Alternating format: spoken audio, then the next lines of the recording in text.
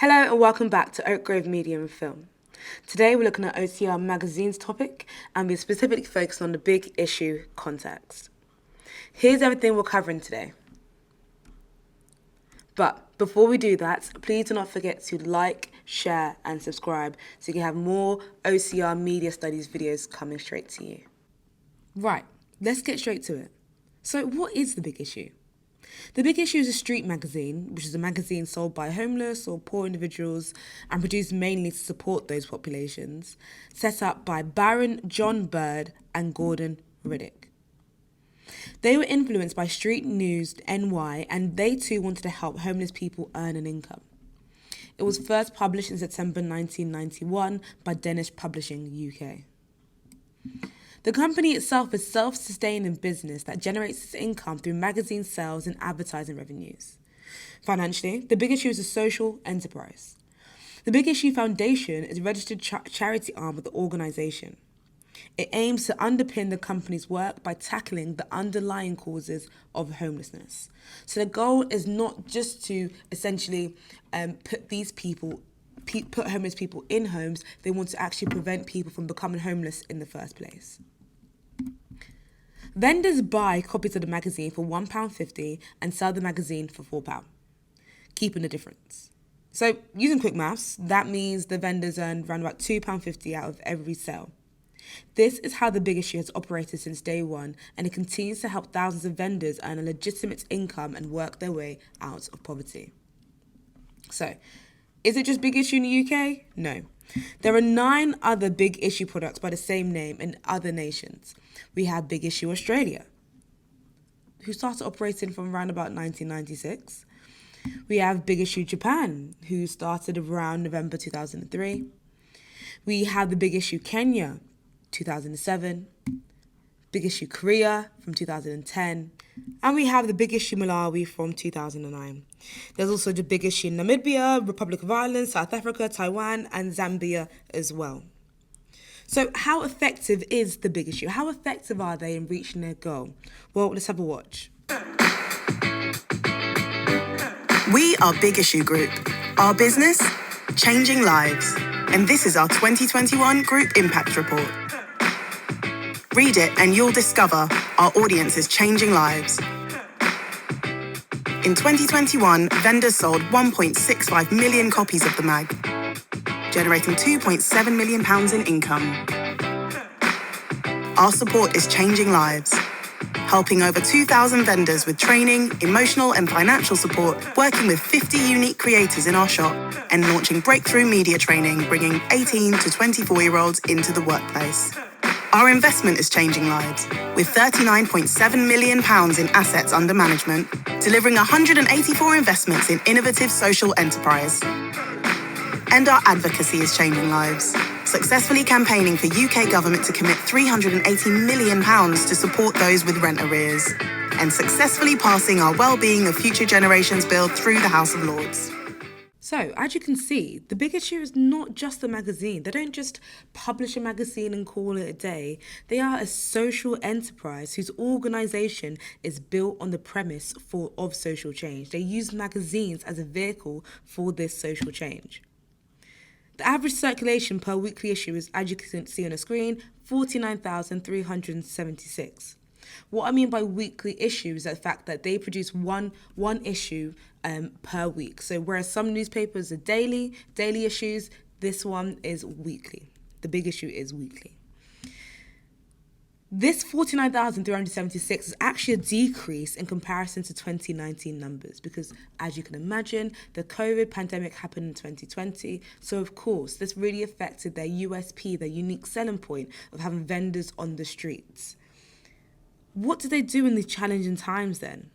Well, like many organisations, they went cashless.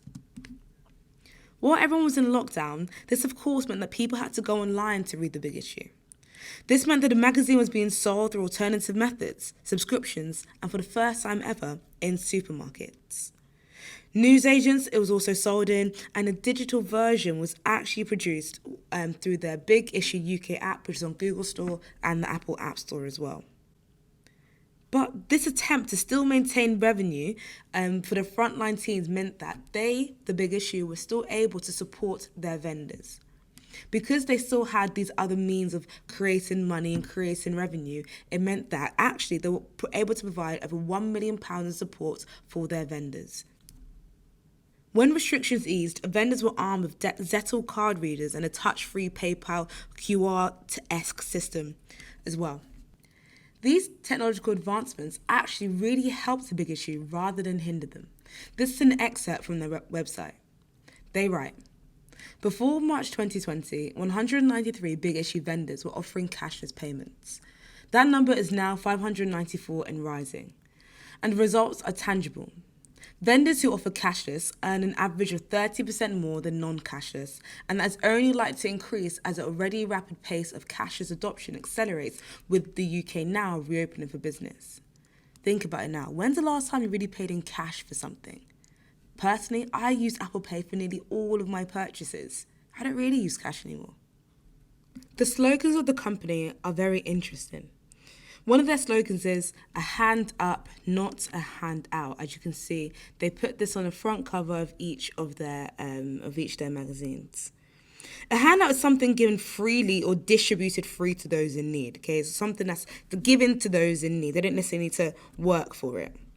It can refer to government welfare or a charitable gift, or it may take the form of money, food, or whatever other necessities. But the big issue have gone for their slogan to read a hand up, not a handout. This phrase is a common remark among proponents of workfare and other welfare to work systems. It's the idea they're not just offering people in these tricky financial situations the money. Rather, they are helping them get to a place where they can be financially stable as opposed to just giving them the money. They're sort of putting a ladder down and helping them work their way up rather than just sort of giving them what they necessarily need. The other slogan or the other phrase they have is dismantling poverty and creating opportunity. Now, let's put our English brains on. Let's think of why they've used this verb here, dismantling poverty. They don't want to just get rid of poverty, they want to dismantle it. That means they want to break it down bit by bit and make it so that essentially it can't be rebuilt. They want to get rid of poverty within the UK and of course within the other nations in which they are publishing. It really tells you about what their values are and what they think about and what they prioritize as a company, as an enterprise. The big issue have a very interesting reader profile. Based on their enterprise, based on what their message and values are, of course we can presume that they are towards the left side of the political spectrum. Based on this and what we know as media students is, therefore, that means their audience is probably going to have similar political opinions. So their reader profile said they are urbanites living busy lives. They are prepared to pay extra for something quality, hence the price of the big issue now being £4. Culturally and ethically, socially aware audience, and they'll be a courageous and conscientious customer as well.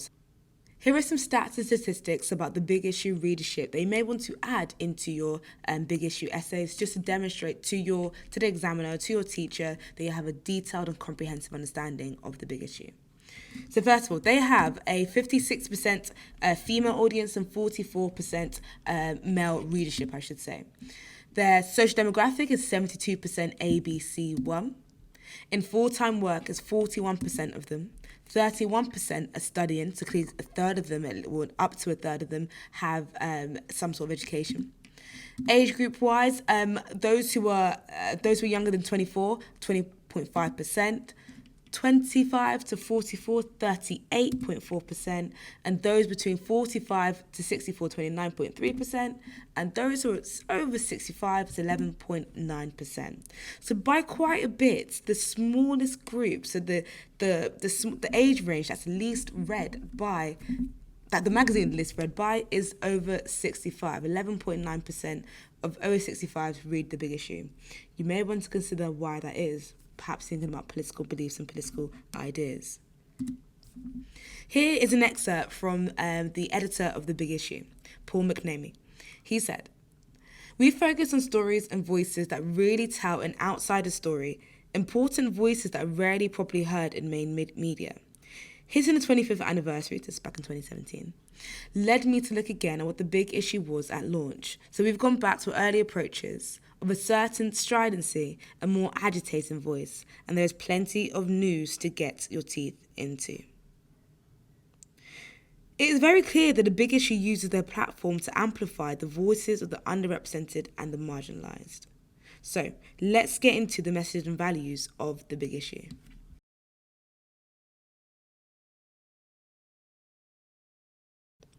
The importance the big issue place on amplifying the voice of the underrepresented and marginalised are very clear on some of their front covers. They focus on stories on those who are deaf, those who are physically disabled, and those who are even experiencing homelessness in other countries. Here, we're looking at what messages the big issue send and what their values seem to be. First of all, it could be argued that perhaps the big issue favour a white male perspective due to the underrepresentation of people of colour and women, where an individual is the specific focus. However, when ethnic minorities or women are represented, they are represented positively when they are featured. They often do use counter stereotype. They don't always present women as being caregivers or mothers. They don't often present people of colour in a negative light and so forth. They do often use counter stereotypes. So adding to this, they challenge stereotypes as representation of excluded groups. So when they feature homeless people, they don't feature them in a way such as they're being as aggressive, outsiders, as dirty and so forth, as you may see in other media formats. If you study music videos, you'll be looking at the music video Stop Ray Why on Corinne Bailey Ray, where we have a high angle shot looking down at a homeless person who presented very negatively, presented very aggressive. We don't have that in the big issue. They provide counter stereotypes. They challenge these stereotypes. Oftentimes they celebrate these underrepresented groups. When it comes to them having a celebrity as their cover model, oftentimes they use the celebrity to promote a social message, okay? So they're not just there to promote, for example, Rita Ora as being a singer or as Bukayo Saka as being a great footballer. They're there for some sort of social reason. So for Rita Ora, it's about her challenges when she was coming to this country, and for Saka, it's for how he can influence young people to do good. Social inequalities are often reflected from a perspective of concern, so from a position whereby they're campaigning for the less powerful in society. Multicultural and feminism reflects in a generally progressive way, in a progressive manner, and reflected in a variety of social groups as well. The political context often is focused on campaigning against homelessness as well. So one thing you really, really need to understand about the big issue is that very often they are focused on campaigning against homelessness. Lastly, the editorial content is often critical of big businesses and banking. They are often those who are supporting the individual as opposed to the collective, big consumerist capitalistic ideologies. So, those are the main things you need to know about the big issue. It is this information that you will use to help underpin your analysis. For example, if a question asks you to discuss the social context in relation to the big issue, you can discuss how they responded to the pandemic, their media representations, the type of stories they focus on, and much, much more. I hope this video has been beneficial to you in your understanding of the big issue as an organisation. If it has, please don't forget to like, share and subscribe, and drop us a comment below to let us know if there are any other videos you would like. See you next time.